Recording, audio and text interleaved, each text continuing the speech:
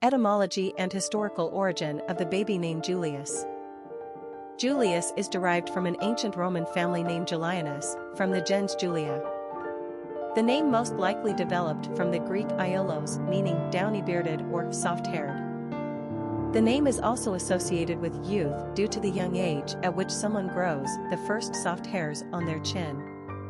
It is also thought to be related to Jove, another name for the Roman god Jupiter, the patron deity of ancient Rome who ruled over laws and social order. The Julianus family of ancient Rome were among the most prominent and claimed direct descent from the mythological Julus, son of Aeneas and ancestor to Romulus and Remus, the purported founders of Rome in the 8th century BC. The most notable name-bearer was Gaius Julius Caesar, a Roman general and statesman during the 1st century BC. His conquest of Gaul resulted in his famous uttering of words, Veni, Vidi, Vici, I came, I saw, I conquered. His achievements provided him with almost unmatched power in Rome. His dictatorship resulted in many political reforms which were instrumental in the Republic's transformation into the Roman Empire. Fearing Caesar's growing political power, an assassination conspiracy was hatched and led by his old friend, Marcus Junius Brutus. Julius Caesar was stabbed on the Ides of March 44 BC. During a Senate session, he purportedly uttered his famous last words to his old friend, Et tu, Brute? The male names Julius and later Julian were rare by the Middle Ages, but then experienced a revival in Italy and France, Julian, during the Renaissance cultural period between the 14th and 17th centuries. Subsequently it was imported to England and all forms of the name, i.e., Julius, Julian and Julian, Julio in Spanish, have once again achieved prominence. Personality of the boy named Julius. The number 2 personality in numerology is all about cooperation and balance. It's the number of diplomats and mediators. They are not leaders, but strive rather for harmony in partnerships. These are the peacemakers. Equality and fairness are important in their dealings, and they are willing to share power and responsibility to achieve a harmonious outcome. This personality is calm and patient, waiting for things to evolve instead of pushing aggressively for an outcome. They are good-natured and easygoing, and care deeply on an emotional and spiritual plane. 2s appreciate beauty and nature and are intent on making the world a better place. Popularity of the boy named Julius. Julius has long been on the U.S. male naming charts, dating back to at least the 19th century. The name was at the height of its glory at the turn of the 20th century, close to being a top 100 most favorite name for little boys. As the decades progressed into the 1900s, Julius slowly declined in usage and then evened off by the 1960s. Today, the name maintains a moderate level of success. Julius is a name of heroic proportions and ancient prominence. It's masculine and strong despite its soft-haired and youthful beginnings. The name harkens back to the days of old Rome like Dominic, Fabian, Sergio, Felix, Justin, Maximus and Marcus. Julius is just another wonderful example of an ancient name that has proved the test of time. These names are handsome, classical, timeless, intelligent and dignified. Hail Julius! Quick facts on Julius. Gender, boy. Origin, Greek. Number of syllables, 3. Ranking popularity, 347. Pronunciation, Joles. Simple meaning, downy-bearded, youthful, descended from Jove. Characteristics of Julius.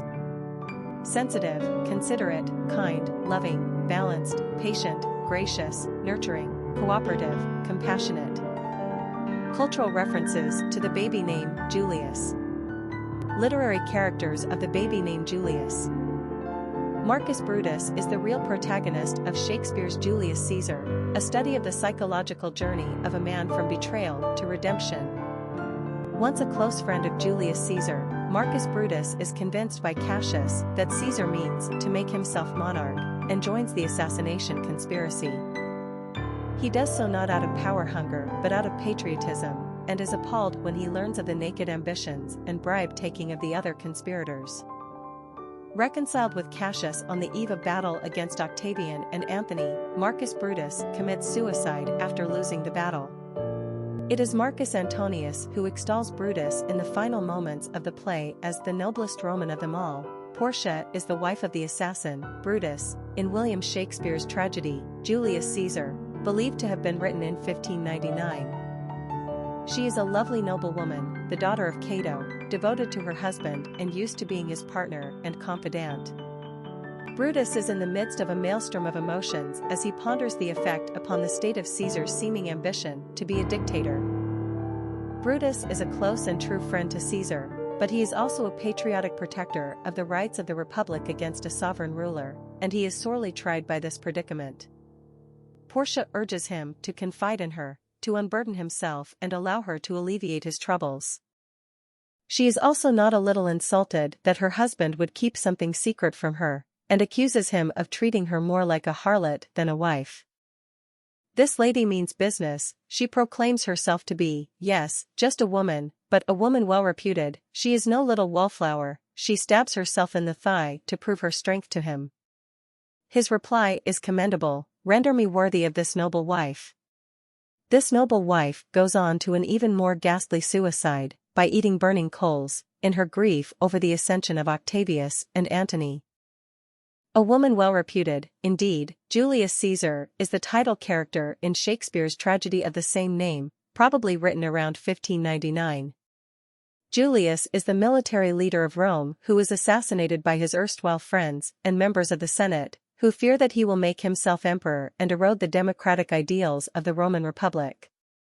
Once a conquering hero, Julius Caesar has begun to believe his own press, and is now quite fond of power and flattery. The plebeian population does well perhaps to fear his ambitions of rising to tyrannical heights. And so he is assassinated on the Ides of March, the victim of a conspiracy that includes even his dearest friend, et2, Brute. Shakespearean scholarship aside, it is our belief that the real tragedy here is the inability of men, even men who are friends, to discourse and communicate, for one man to face up to another and discuss the possible consequences of their ill-considered actions before taking such actions. As the ghost of Julius says to Brutus, "Thou shalt see me at Philippi," the battlefield where Brutus meets his own death. As immortalized in Shakespeare's Julius Caesar, Marcus Antonius is a Roman general and trusted friend of Julius Caesar who steps in to maintain the stability of the empire upon Caesar's assassination, in his famous "Friends, Romans, countrymen, lend me your ears" speech.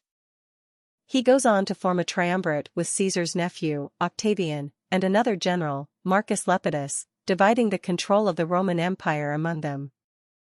To Marcus Antonius falls Egypt, where is the beauteous Cleopatra? It may be argued that Shakespeare's Antony and Cleopatra gives us the more intriguing side of Marcus, a more mature man, Cleopatra's lover, co-ruler of Egypt, and eventual fellow suicide.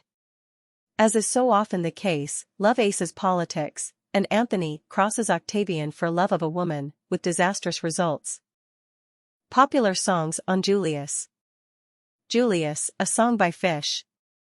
Famous people named Julius: Gaius Julius Caesar, Octavianus, Octavian, Julius Boras, golfer, Julius Henry Groucho Marx, comic film star, Julius Axelrod, Nobel Prize, Medicine, Julius Wagner-Jahreg, Nobel Prize, Medicine, Julius J. Epstein, screenwriter, Julius Jones, football player, Julius Caesar, Roman general and statesman, Gaius Julius Caesar Germanicus, Caligula, Julius Irving, basketball player, Pope Julius II, 16th century Pope, Pope Julius I, 4th century Pope, Julius Rosenberg, spy.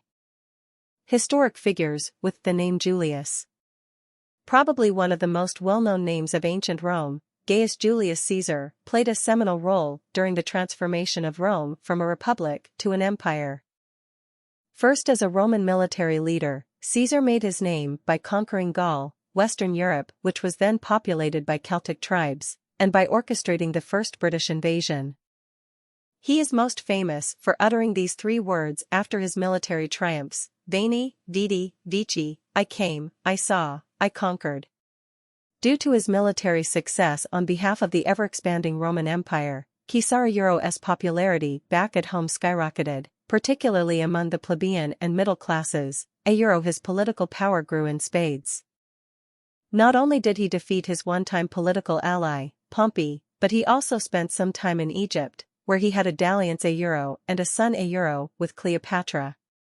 He was eventually made edictator for Lycia back in Rome, and the month of July was renamed in his honor, formerly known as Quintilis. Caesar would ultimately meet a violent death on the floor of the Roman Senate on the Ides of March in 44 BC. At the hands of his former friends et2, Brute. He had alienated his political peers as his ambitions, and ego, grew with his power. His assassination and the civil unrest that followed marked the end of the Roman Republic.